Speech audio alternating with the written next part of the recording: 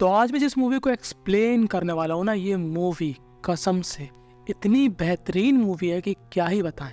Horror होने के साथ साथ इस मूवी के अंदर इतना बेहतरीन तरीके से सस्पेंस दिया गया है ना कि आप इस मूवी के अंदर आखिर तक बने रहोगे। मूवी पूरी तरीके से डाटा वसूल है। इस मूवी का नाम है विरूपक्षा, जो कि आई थी 2023 में। तो मूवी स्टार्ट होती है गांव में बने जंगल के पास वाले घर में एक व्यक्ति तंत्र विद्या कर रहा होता है। यहाँ पर हम लोग देख सकते हैं कि बीच में एक छोटी सी लड़की होती है और उसके सामने जो औरत है वो इसी आदमी की बीवी होती है।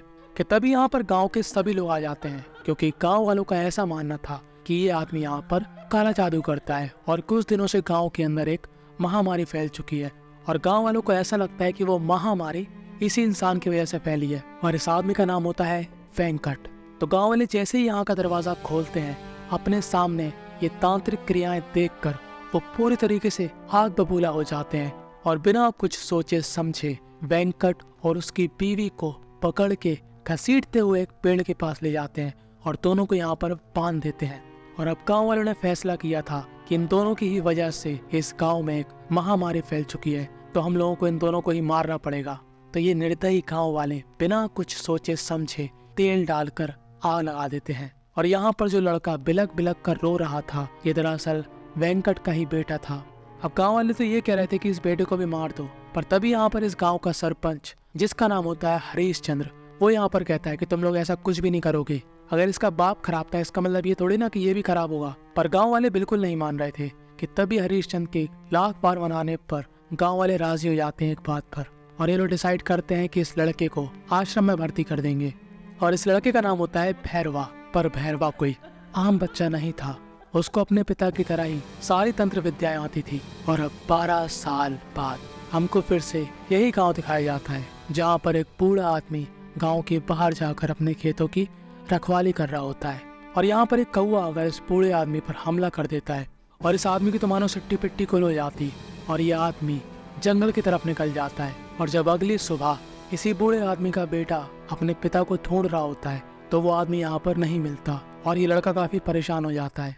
अब सीन शिफ्ट होता है और इस गांव की तरफ एक गाड़ी बढ़ रही होती है। इस आदमी का नाम होता है सूर्या, और जो सूर्या के बगल में गाड़ी चला रहा वो होता है सूर्या का कजन। तो सूर्या की माता जी 14 साल पहले इस गांव में रहा करती थी और आज वो 14 सालों के बाद पहली बार अपने गांव में जा रही, क्योंकि इनके गांव में इनके परिवार का बस एक ही सदस्य है और वह है सूर्या की मौसी की बेटी, यानी कि सूर्या की बहन। अब जैसे ये लोग गांव के अंदर आते हैं, ये महिला इनको देखकर काफी खुश होती है। यही होती है सूर्या की बहन, जिसका नाम होता है सावित्री। और अगली सुबह सूर्या, उसकी माँ और उसका कजन इस गांव के सरपंच से मिलने जाते हैं। तो दरअसल सूर्या की माताजी इस गांव को एक काफी बड़ी जमीन देने वाली है, जहां पर इस गांव के बच्चों के लिए स्कूल बनेगा। और हरीश चंद्र इस बात से काफी खुश है और वो इन लोगों की काफी बढ़िया खातिरदारी करता है। इस लड़के का नाम होता है सुधा, जो कि हरीश चंद्र के यहाँ पर काम करती है। और सुधा की बेस्ट फ्रेंड है हरीश चंद्र की बेटी, जिसका नाम होता है नंदिनी। और जब सूर्या की नजर नंदिनी पर जाती है तो उसके दिल में प्यार की बांसुरी बजने लग जाती है और सूर्या हर समय बस नंदिनी पर नजर रखता है। और यहाँ पर उसको क्या मालूम चलता है कि नंदिनी सुधा और उसके बॉयफ्रेंड की निगरानी करती है। तो इस लड़के का नाम होता है कुमार और ये दूसरे गांव का है, इसीलिए सुधा नंदिनी गांव के बाहर आकर इससे मिलते हैं। तो देखो, कल के दिन सूर्या और उसकी माताजी और कजन वापस शहर जाने वाले हैं। तो सूर्या यहाँ पर नंदिनी को अकेले में ले जाकर अपने दिल की बात बताता है और सूर्या के दिल की बात को सुनकर नंदिनी को रोना आ जाता है। पर नंदिनी यहाँ पर हाँ नहीं करती। नंदिनी कहती मेरे चक्कर में मत पड़ो, मैं तुम्हारे लायक नहीं हूँ। दरअसल नंदिनी को मिर्गी टाइप की बीमारी होती है और उस बीमारी से बचने के लिए नंदिनी हर हफ्ते एक इंजेक्शन लेती है और वो इंजेक्शन नंदिनी के लिए काफी इम्पोर्टेंट है। पर सूर्या को यहाँ पर कोई फर्क नहीं पड़ता, वो नंदिनी से सच्चा प्यार करता है। पर नंदिनी यहाँ पर बिना उसे कुछ बोले चली जाती है। और अब सीन शिफ्ट होता है और हमको गाँव का मंदिर दिखाया जाता है, जहाँ पर एक काफी बड़ी पूजा हो रही होती है। कि तभी इस मंदिर के बाहर वही बूढ़ा आदमी आता है जिसको हमने पहले खेतों में देखा था, जो कि कुछ दिनों से गायब हो गया था। ये आदमी धीरे धीरे करके अपने कदम मंदिर की तरफ बढ़ाता है और सीधा माता के दरबार में पहुंच जाता है। कि तभी उसको यहाँ पर खून की उल्टियां होने लगती हैं और ये बूढ़ा आदमी माता के सामने ही मर जाता है। और ये दुर्घटना देखकर पंडित पूरी तरीके से हिल गया था, क्योंकि ये कोई आम बात नहीं थी। मंदिर के अंदर मौत यानी कि इस गांव के ऊपर एक बहुत बड़ा संकट आने वाला है। और ये पुजारी तुरंत कहता है कि जाओ सरपंच के घर से वो बुरी शक्ति भगाने वाली किताब को लेकर आओ।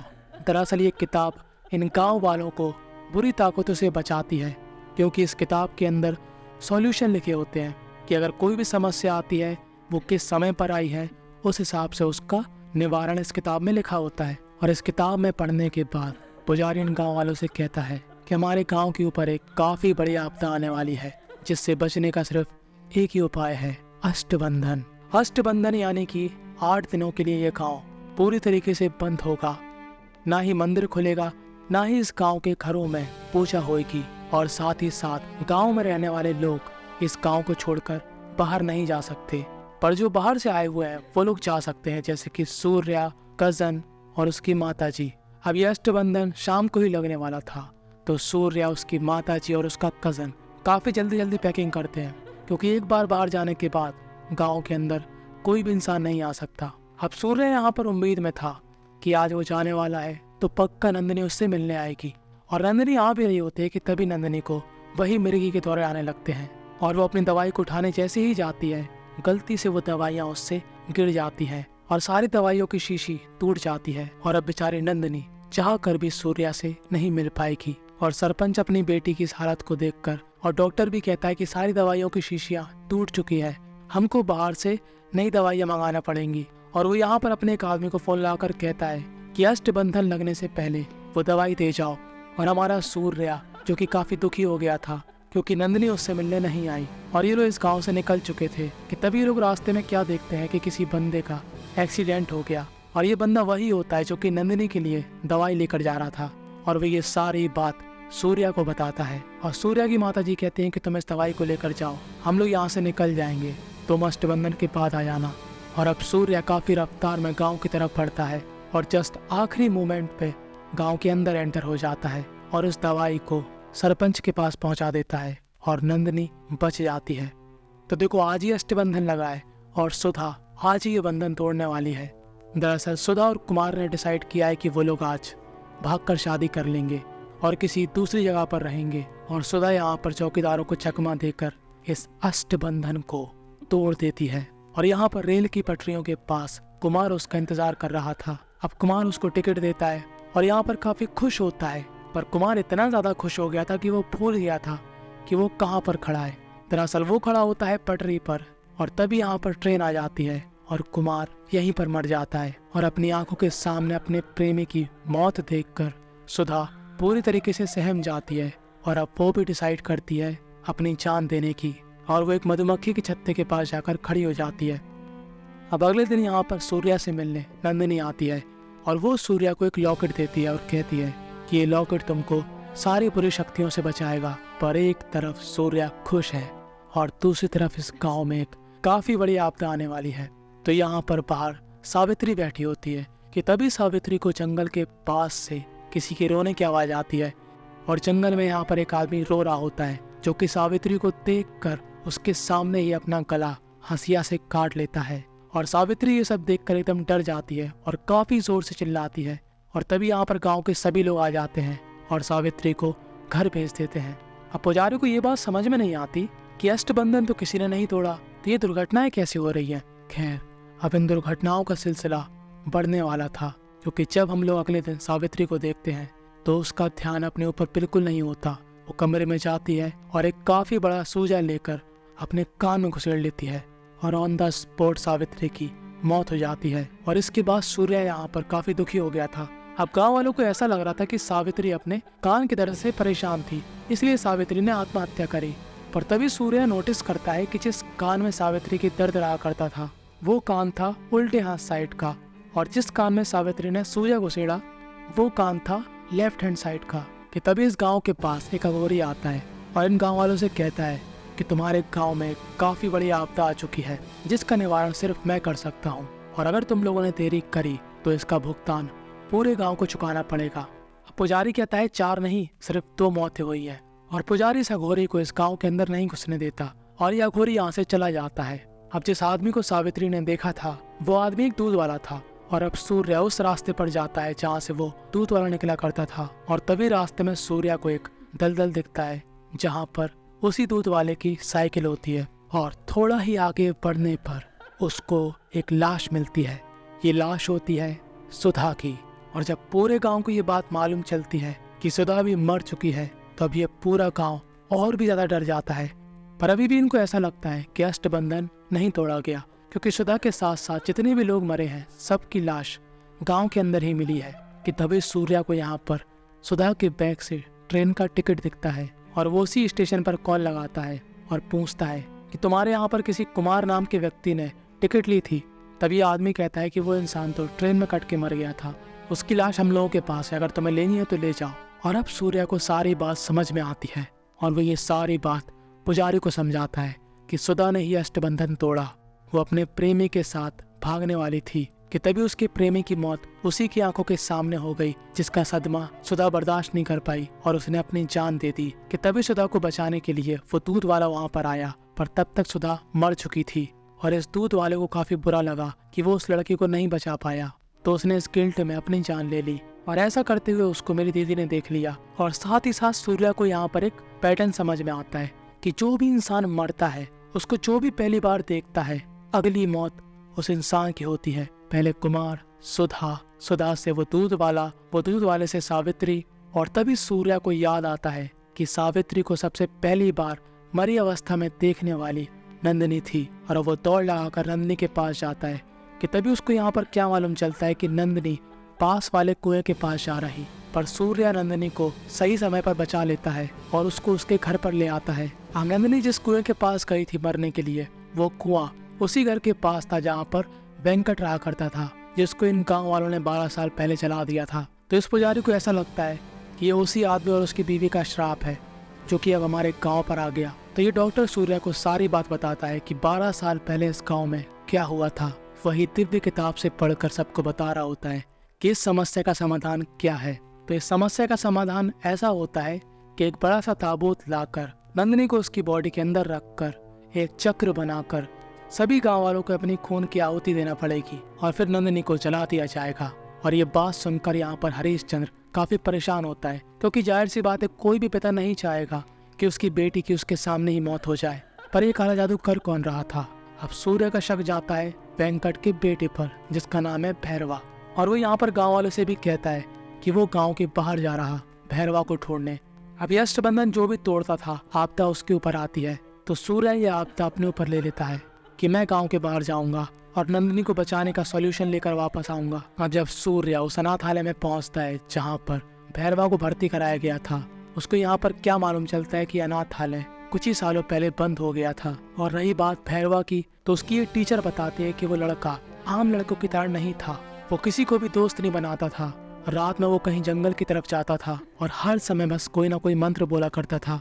और अब सूर्य भी उसी जंगल की तरफ जाता है जहाँ पर हर बार भैरवा जाया करता था। और यहाँ पर सूर्य की मुलाकात उसी अघोरी से होती है जो कि उनके गांव के पास आया था उनको चेतावनी देने। यह अघोरी कहता है कि तुम्हारे गांव के ऊपर जिसने भी काला जादू किया है उसने एक ऐसी जगह चुनी होगी जहाँ पर हवा और सूरज की रोशनी काफी कम आती है। और इसी जंगल में काफी ढूंढने के बाद उनको एक गुफा मिल जाती है जहाँ पर वैसे ही चित्र बने थे जैसा कि सूर्य को उस किताब में दिखे थे। कि तभी यहाँ पर सूर्य को एक किताब मिलती है। अब ये किताब थोड़ी बहुत वैसे ही दिखती थी जैसे पुजारी के पास हुआ करती थी। और यह घोरी बताता है कि ये किताब सही है और जो किताब पुजारी के पास है वो फेक किताब है। और जिस किताब से पुजारी सॉल्यूशन बताया करता था वो किताब हरीशचंद्र के घर में रहती थी। यानी कि कोई गांव के ही व्यक्ति ने उस किताब को बदल दिया था। यानी कि अभी तक पुजारी जो भी तरीके बता रहा था वो अपोजिट तरीके थे। वो समस्या को खत्म करने नहीं, समस्या को और बढ़ाने वाले थे।